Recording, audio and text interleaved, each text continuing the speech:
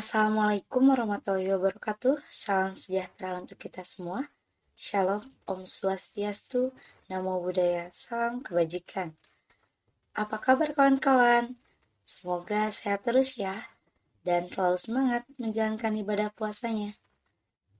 Kali ini, kita akan membahas mengenai pemanfaatan hak pengelolaan atas tanah oleh pihak ketiga. Simak baik-baik ya. Halo kawan-kawan, belakangan ini saya sedang penasaran dengan hak pengelolaan atas tanah. Nah, kalian ada yang tahu nggak hak pengelolaan itu apa sih? Hak pengelolaan secara eksplisit tidak disebutkan dalam konsideran, diktum, batang tubuh, maupun penjelasan Undang-Undang Nomor 5 Tahun 1960 tentang Peraturan Dasar Pokok-pokok Agraria, atau lebih dikenal dengan sebutan Undang-Undang Pokok Agraria.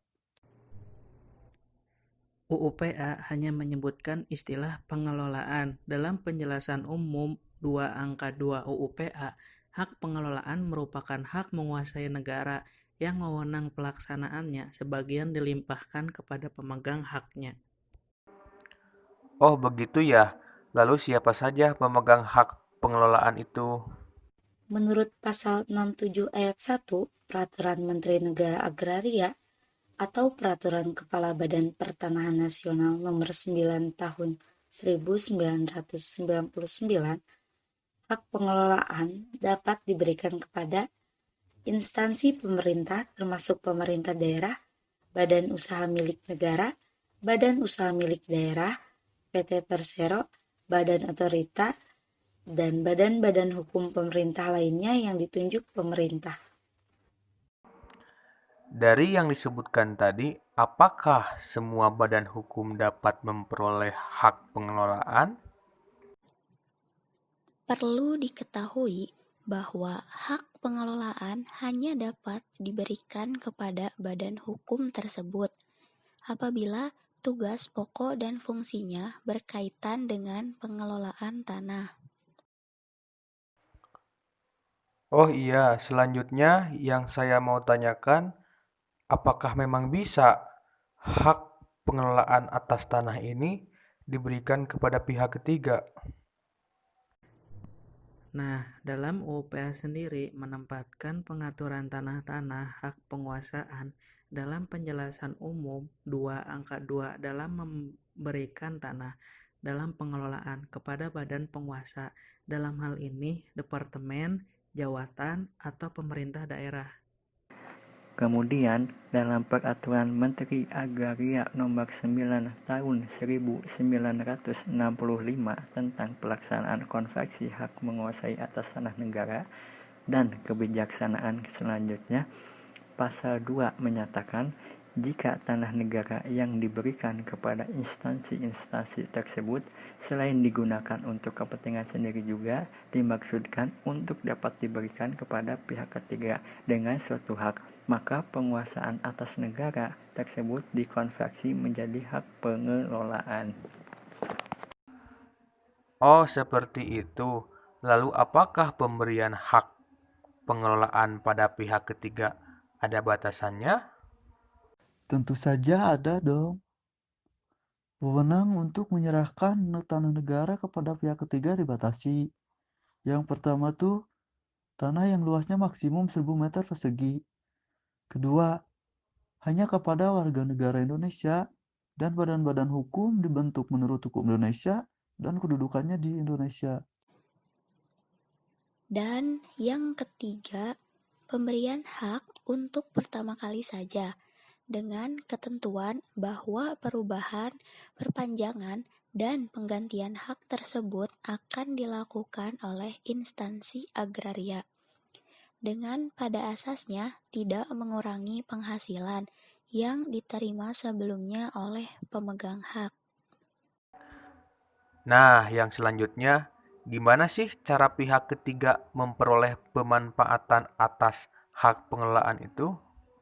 Berdasarkan Permendagri Nomor 1 Tahun 1977 tentang tata cara permohonan dan penyelesaian pemberian bagian-bagian tanah hak pengelolaan serta pendaftarannya, pihak ketiga yang ingin memperoleh hak guna bangunan dan hak pakai dari tanah hak pengelolaan dapat dilakukan melalui perjanjian penggunaan tanah antara pihak ketiga dengan pemegang hak pengelolaan, yang nantinya akan melahirkan hubungan hukum antara pemegang hak pengelolaan dengan pihak ketiga.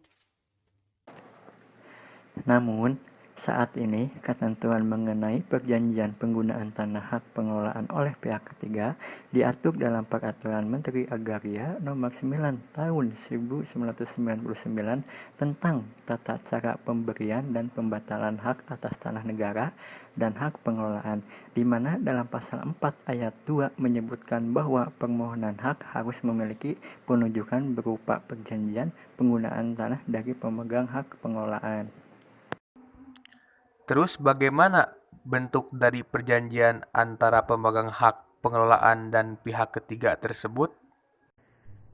Dalam Peraturan Menteri Agraria Nomor 9 Tahun 1999 tidak menentukan bentuk perjanjian, apakah dengan menggunakan akta notaril atau diperkenankan menggunakan akta di bawah tangan.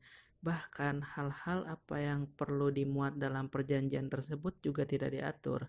Hal ini berbeda dengan peraturan yang berlaku sebelumnya, yaitu Peraturan Menteri Dalam Negeri Nomor 1 Tahun 1977 yang mengisyaratkan perjanjian tertulis.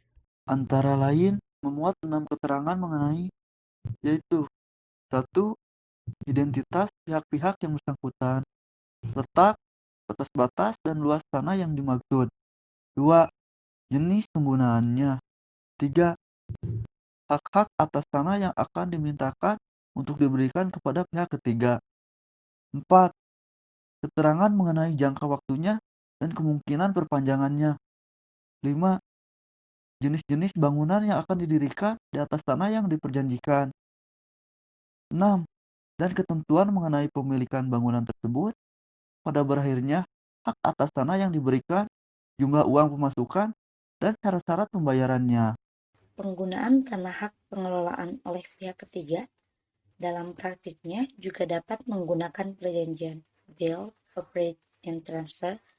Perjanjian BOT timbul karena pemegang hak pengelolaan memiliki keterbatasan dan untuk membangun infrastruktur. Oleh karenanya, dilakukan kerjasama dengan pihak ketiga, dalam hal ini sebagai pemegang hak pengelolaan menyediakan tanah dan pihak ketiga menyediakan dana pembangunan infrastruktur. Begitu ya. Bisa gak sih pemegang hak pengelolaan tidak menyetujui perpanjangan dengan pihak ketiga? Oh, mengenai itu, ada contohnya kok pada kasus apartemen Mangga 2. Pada apartemen ini, apartemennya dibangun pada tanah hak guna bangunan yang berada di atas hak pengelolaan. Hak guna bangunan di atas hak pengelolaan diperpanjang atau diperbarui atas permohonan pemegang hak guna bangunan. Jika pemegang hak pengelolaan tidak memberikan persetujuan, maka jangka hak guna bangunan tidak diperpanjang atau diperbaharui. Ini artinya jangka waktu hak guna bangunannya berakhir dan hak guna bangunannya hapus. Oke deh, terima kasih. Sekarang saya paham tentang pemanfaatan pengelolaan atas tanah oleh pihak ketiga ini.